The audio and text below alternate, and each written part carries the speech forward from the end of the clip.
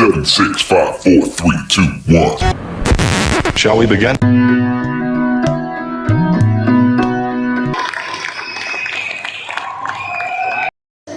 Difference in how I live my life, and it's not just about the coffee. And what I realized was that when you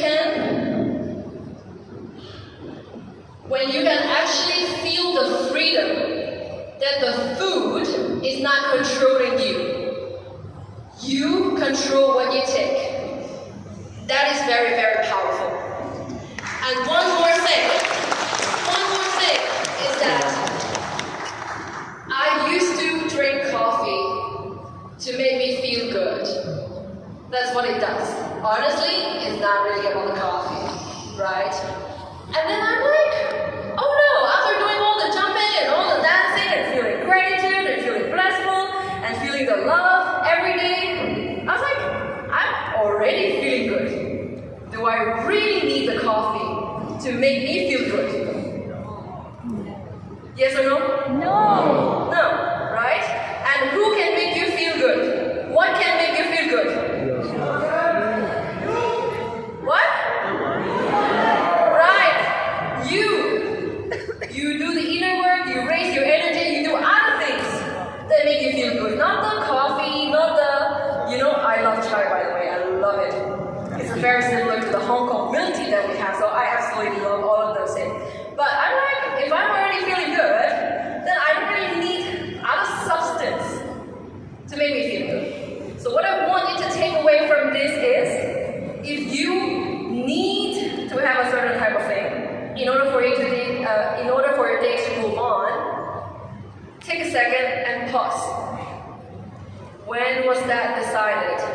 And when have I decided that I was gonna need to have the coffee to make me feel better or to wake me better? Is there something else that I can do to make me feel better?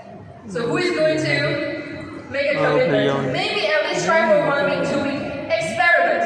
Who is going to, for those of you who drink coffee, who rely on tea, who rely on any caffeine, who is going to make a commitment and just try to go for at least 3 days, 5 days? Raise your hand. Good. And make sure you do it, right? And this is the second point. And maybe it's not just caffeine. Maybe it is carbs. Which I know in the Indian cuisine there are a lot of, right? So I don't know, but question it, challenge it. What do you really, really need versus what are the rules that is designed for you that you think you really need those things, and in reality you don't necessarily really need it, right? And point number 3 is, I was a person that loves to save my time, and that I love to order a lot of takeaways. Who loves to order takeaways? Just a show of hands. Okay, there's about not so much, which is great. I mean, in Hong Kong, everything is about speed.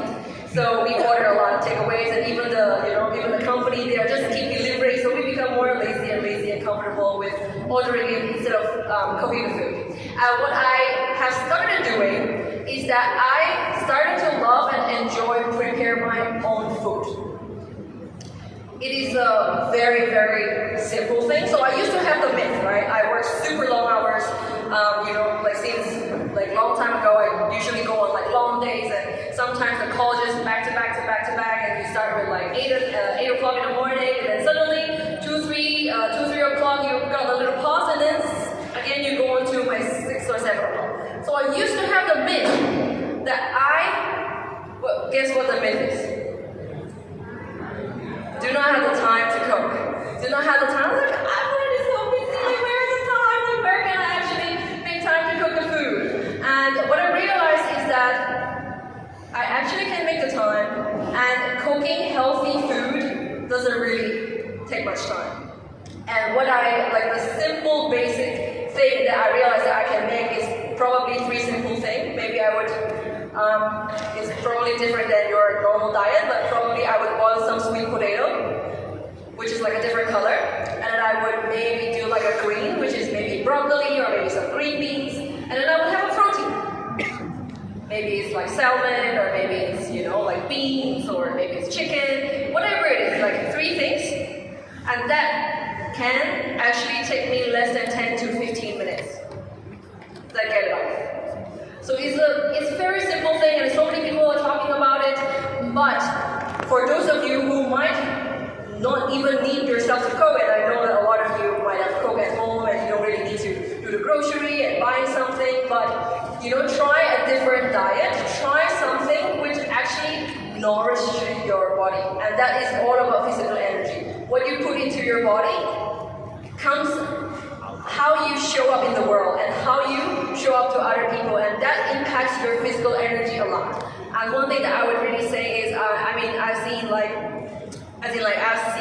have been having, different type of Indian food, and what I realized was there was just too much carbs, if I can say. There was just like too much of carbs in the diet, and not enough clean food. And that's, again, coming from an outsider, no disrespect, but I just wanted to share how I feel about the food. And it's not that you don't follow your food or you don't eat your food, but try and experiment with something different, right? Maybe you don't really need carbs every meal. Maybe even just 1 meal a day, maybe without carbs. Who said that every meal we need the carbs? Like, whose rule is that? I don't know. So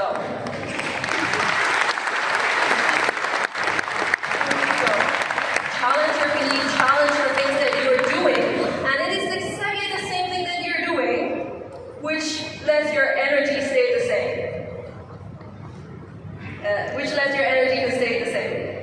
And one last thing that I want to share. Can I share the breathing?